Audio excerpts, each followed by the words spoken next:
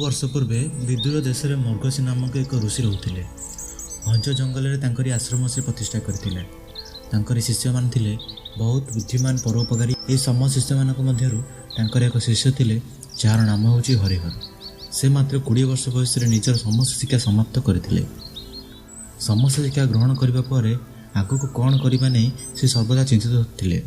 यह नहीं से गुरु मर्गशी को देखा कले और तांकरी समस्या विषय रे गुरु को जणाइले।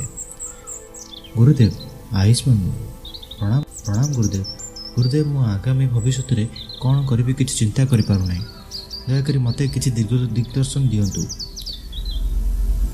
शिष्य तुम्हें समस्त शिक्षा ग्रहण करिछ सत मात्र तुम मध्य एकाग्रतार अभाव रही। तेणु तुम्हें आज ओम नाम जप करने आरंभ कर। यह शुणी हरिहर एकाग्रता करने निमंते शांत जंगल मध्य को चलीगले और सेठारे एक वृक्ष तले थिबा पथर उपर एकाग्रता करने को लगिले। यही बहुत दिन बीतीगला।